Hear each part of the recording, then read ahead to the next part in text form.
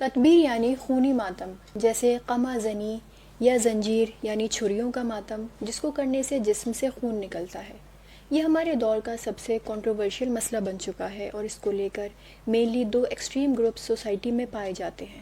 پہلا ایکسٹریمسٹ کا گروپ جو اس کے اگینسٹ ہے، ان کا ماننا یہ ہے کہ یہ بالکل شریعت سے باہر کی چیز ہے اور مکمل طور پر حرام ہے اور بالکل نہیں ہونا چاہیے، نہ ہی کسی کو کرنا چاہیے۔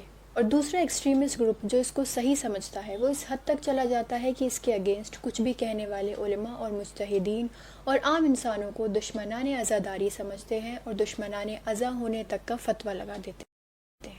یعنی ان کو لگتا ہے کہ اگر اس کے اگینسٹ کسی نے کچھ کہہ دیا تو بس اب ان کا دین اور عزاداری سے کوئی واسطہ ہی نہیں رہا، اور یہ دونوں ہی گروپس بالکل غلط ہیں۔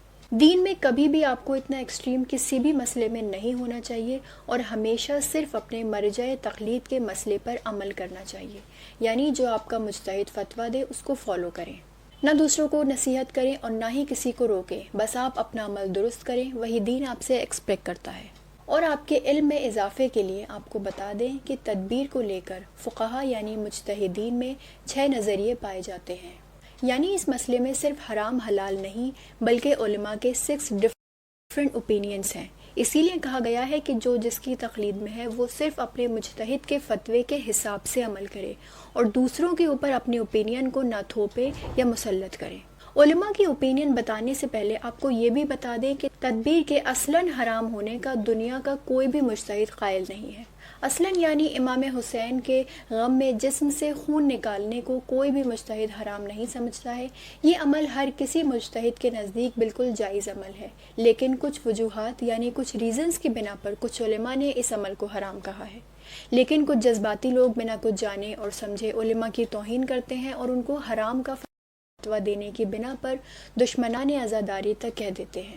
ایسے لوگوں کو چاہیے کہ اس طرح کے جاہلانہ عمل سے پرہیز کریں اور اس بات کو سمجھیں کہ کوئی بھی مجتہد 40، 50، 60 سال کی محنت اور پڑھنے کے بعد اس قابل ہوتا ہے کہ کوئی فتویٰ دے، تو ایک عام انسان جس نے صحیح سے ایک کتاب بھی شاید نہ پڑھی ہو، وہ اتنے بزرگ عالموں کو دین اور شریعت کو لے کر کم سے کم خود سے کم علم یا ناسمجھ تو نہ سمجھے تو بہتر ہے۔ اور اس بات کا بھی یقین رکھیں کہ وہ دین کو لے کر آپ سے کہیں زیادہ فکر مند رہتے ہیں، آپ سے کہیں زیادہ دین کے لیے دن اور رات کام کرتے ہیں اور دین کی حفاظت کے لیے نہ جانے کتنے عمل انجام دیتے ہیں۔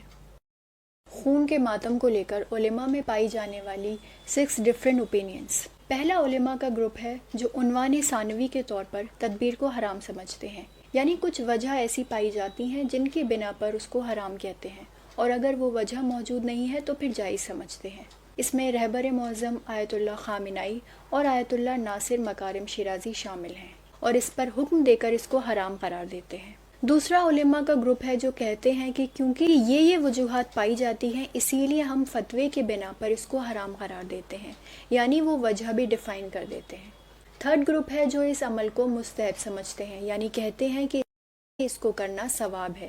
اس میں آیت اللہ صادق روحانی ہے، وحید خراسانی، حافظ بشیر نجفی، شیخ جواد تبریزی، اسحاق فیاض ہیں۔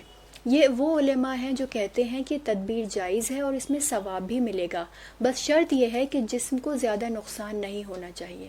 اور آپ کو بتا دیں کہ آیت اللہ خوئی اور آیت اللہ برجردی اور آیت اللہ نعیمی بھی اس عمل کو جائز سمجھتے تھے۔ فورتھ گروپ ایسا ہے جو کہتا ہے کہ یہ شرطیں اگر پوری ہو جائیں تو جائز ہے ورنہ نہیں۔ ففتھ گروپ ایسا ہے جو کوئی فتویٰ نہیں دیتا، جس میں آیت اللہ سیستانی شامل ہیں۔